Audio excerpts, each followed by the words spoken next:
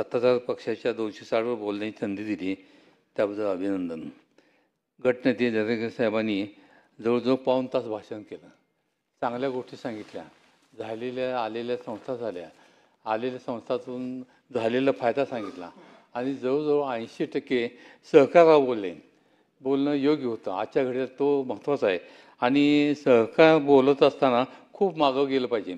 आधी स्वातंत्र्यानंतर जे जे घडत गेलं ते सांगितलं पाहिजे आणि ते पुढं आलं पाहिजे. आज आम्ही खेडोपाडी 60, 65, 70 वर्षाच्या पाठीमागं भिशी मंडळ होती आणि भिशी मंडळ आठवड्याला भिशी जमवायचे. आठवड्या बसल्या त्या लोकांच्या त्यावेळी ही गरजाही कमी असते. आठवड्यात 100, 500 भिशी जमवायचे आणि ती एका दोघांना असं वाटायचे. त्यांना धंदा त्याचा चालायचा आणि पुन्हा टप्प्याटप्प्यात त्यांना मागा अशी भिशी मंडळ काही दिवस चालली. पण लोकांच्या जशा गरजा वाढल्या तशा पतसंस्था आल्या, अर्बन बँक आल्या, विकास सोसायटी आल्या आणि ह्यातनं हा वाढत गेला. त्यानंतर पश्चिम महाराष्ट्राचा आज जो विकास दिसतोय तो सदासही झालेला नाही. ते मग खूप मोठं कष्ट आहे. वसंतदादा, विखे पाटील, वैकुंठबाई मेहता आणि हे आहे त्याचं वैकुंठबाई मेहता आहेत. त्यानंतर ह्या चौघांच्या ह्यात ह्या मोठा विकास झाला आणि तो विकास इतका मोठा झाला. पश्चिम महाराष्ट्राचा आज देशात जो विकास दिसतोय ह्या कोऑपरेटिव्ह माध्यमातून दिसतोय आणि घेतलेल्या ह्या प्रभूतीने दिसते. आणि सगळ्यांनी इतकं मोठं कष्ट घेतलं. आम्ही आमच्या लिफ्ट उभा केल्या, त्यात कारखाने उभा केल्या, त्यातनं उद्योगधंदा मिळत गेला आणि अशा पद्धतीनं हा उद्योग वाढत गेला. एक वेळ तर अशी आली म्हणजे सहकाराचं इतकं मोठं जाळं मोठं होत गेलं आणि त्याला इतका मोठा विकास होत गेला आणि इतकं मोठं त्याला म्हणजे महत्त्व आलं की कोल्हापूरची शुगर मिल होती, लोह्याची खाजगी मिल होती, ती सुद्धा त्यांनी खाजगीची कॉर्पोरेट केली. जवळजवळ सगळ्या संस्था कॉर्पोरेट झाल्या, चांगल्या चालल्या आणि चालल्याच पाहिजे होते. हा लोकांचा आहे. लोक 10, 20, 30, 40 हजार माणसं जमवायची. त्यांनी उद्योग हे असं भांडवल द्यायचं आणि त्यातून व्हायचं. शासनाचा थोडासा असायचा भाग भांडवल थोडा असायचं आणि ह्यातनं हा विकास होत गेला. पश्चिम महाराष्ट्राचा विकास झाला, खूप मोठा विकास झाला. पण आज टिकला का? कुणी आणला, कुणी संपवला ही पण बघायला म्हणजे दरेकर साहेबांनी सांगितलं की संपत गेला. कोणामुळे संपत गेला? त्यांनी फक्त ज्यांच्यामुळे संपत गेला काही त्यातला भाग आहे पण ते कोणाच्या माध्यमातून झालं, कोणामुळे झालं ही सुद्धा बघायची वेळ आलेली आहे. तो विकास, झालेला विकास, आम्ही केलेला विकास, जनतेने केलेला विकास हळूहळू कमी होत गेला. का कमी होत गेला? की कॉपरेटिव्ह कारखाने होते ते चांगले, त्यांच्या अडचणी वाढत गेल्या. आज ही बघितलं, आज जवळजवळ 265 कारखाने होते. 10 वर्षाच्या पाठीमागे 205 होते, तर निम्मे खाजगी झाले. का खाजगी झाले? त्यांच्या अडचणी वाढल्या. आज आपण FRP हा शेतकऱ्यासाठी महत्त्वाचा विषय आहे, तो आपण दिला पाहिजे, ह्याच्याविषयी जास्त दिला पाहिजे.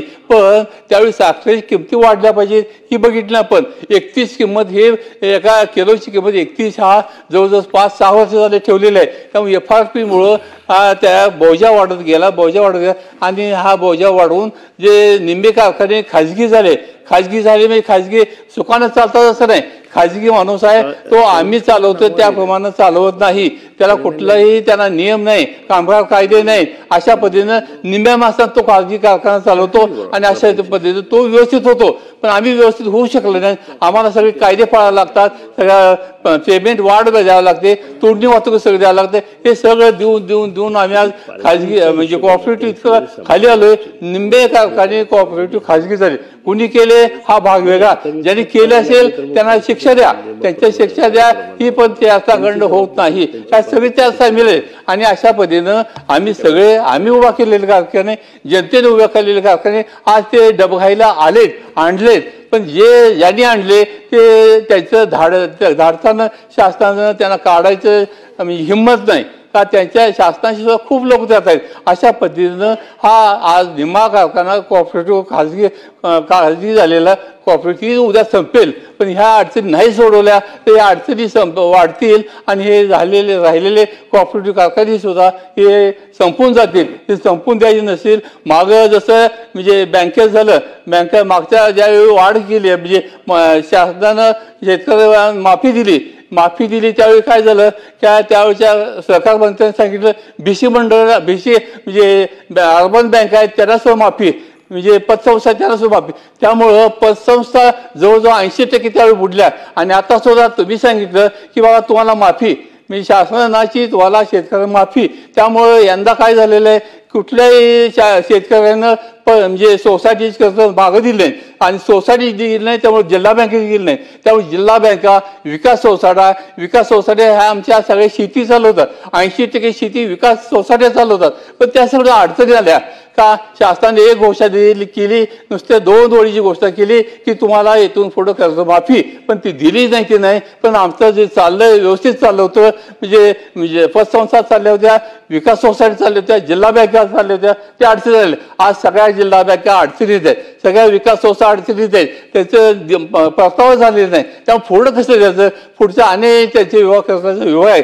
त्यामुळे ह्या मागं जिल्हा बँका त्याच्या अडचणीने काढायला शासन बघत होतं. आज शासनानं मागं ज्या ह्या भागात अर्बन नॅशनलाइज बँक आहेत त्यांचं 8,000 कोटीचं दायित्व स्वीकारलं. जे उद्योगपती जे मोठे मोठे होते त्यांनी पैसे घेतले, ललित मोदी सरकार गेला, पैसे घेऊन पळून गेला आणि आज परदेशी राहिले. असे अनेक जण आहेत, त्यांनी माफी दिली आणि दायित्व घेतलं. तसं आमचं काय घेत नाही शासन.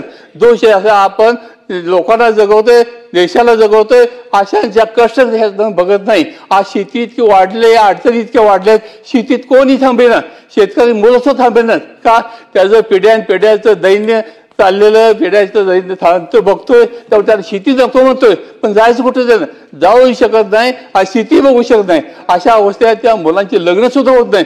40-40 वर्ष झाली लग्न होत नाही. आज शेतीत माणसं नाहीत, बैल नाहीत, बैल सांभाळणं सुद्धा सोपं नाही. बैल सांभाळायला एक स्पेशल गट लागतोय आणि त्याला सांभाळ सोपं नाही. त्यामुळं एका मागच्या आठवड्यात तुम्ही सगळ्यांनी बघितलेलं आहे, एका शेतकऱ्यानं स्वतःला बैलाच्या ऐवजी स्वतःला अवताला झोपलं, स्वतः ओढत गेला आणि बायकोला डोबं मागणं आणायला लावलं. इतकी वाईट अवस्था शेती झालेली आहे. शेती इतकी वाईट अवस्था कुणी केली, आपल्याला केली. हळूहळू आपण ह्या अडचणी वाढवल्या, पण अडचणी कमी केलेल्या काय बघत नाही. शेती का आज अडचणी झाली की शेतीला जो आपल्याला हमी भाव पाहिजे तो वाढवला नाही. आज तेल बिया आपण आणतोय, खाद्यतेल जवळजवळ 75% आयात होतंय. कडधान्य खूपशा आयात होते का, त्या खाद्यतेल, कडधान्य, खाद्य बिया या ज्या पद्धतीनं त्यांचं जे कॉस्ट ऑफ प्रोडक्शन आहे ते कमी होईल असं कधी बघितलं नाही की या मदत कधी केलेली नाही. त्यामुळे हे वाढत गेलं आणि शेती हळूहळू कमी अन्नधान्य पिकतंय, त्याला इलाजच नाही. शेतकऱ्याला पिकवलंच पाहिजे, त्याला पिकल्याशिवाय चालतच नाही.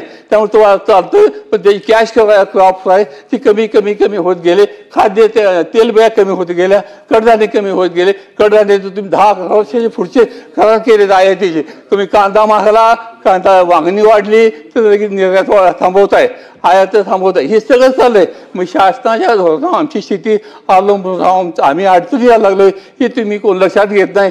तेव्हा शासनानं ह्या शेती पिकवली पाहिजे आणि त्याच्या अडचणी सोडल्या पाहिजे. कोऑपरेटिव्ह इतका मोठा विकास झाला, म्हणजे 50 वर्षे त्याला घालवावं लागली, पण तो विकास आज संपायला लागलेला आहे. तो शासनानं त्याच्या अडचणी सोडवल्या पाहिजे. मग असे दरेकर साहेब म्हटले की त्यांनी शासनाने सगळं बघितलं पाहिजे. बघा सगळं बघा, ज्यांचे दोष आहेत त्यांना शिक्षा द्या आणि ज्यांचे दोष नाही, ज्या शासनाच्या धरसोडच्या धोरणामुळे ज्या अडचणी झालेत त्या अडचणी का सोडवाव्यात. त्याला लहान पदार्थ द्यायची कर्ज द्यावं, ते फेडून द्यावं. आता पुढे अडचणी येऊ नये याची काळजी घ्यावी. जो अडचणी झाला आणतोय त्याला शिक्षा द्यावी. असं झालं तर हे सगळं होऊ शकतं. आज म्हणजे देशाचं जे आवश्यकता काय, शेती उद्योग शिक्षण आणि हाताला काम हे मिळते का, शेतमालाला योग्य मिळतोय का, नाही म्हणायला लागले. आमचं शिक्षण खेडोपाडी शिक्षण संपायला लागलेलं आहे. आज आपण सक्तीचं शिक्षण केलं, 9 ते 15 वर्षात सक्तीचं मोफत शिक्षण केलं, पण शिक्षण केलं पण शिक्षकच देत नाही. मी शासन स्वतःच बंद पाडायला लागले असं म्हणाले. तेव्हा आम्हाला शिक्षण घ्या. अण्णा एक मिनिट थांबा ना.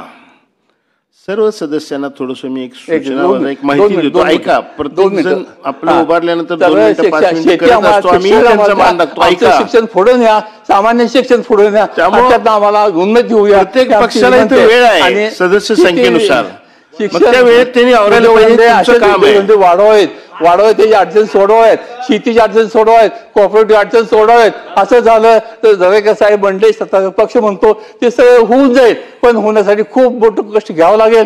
आमचं कष्ट संपलेलं आहे, तुमचं शासनाचं कष्ट घ्यावं लागेल, शासनाने यात मोठा सहभाग घ्यावा लागेल. असं झालं तर या अडचण संपतील आणि देश तो संपन्न होईल, व्हावं अशी माझी विनंती आहे आणि शासनाने केला पाहिजे अशी विनंती आहे. धन्यवाद. ठीक आहे. परिणय फुके, मी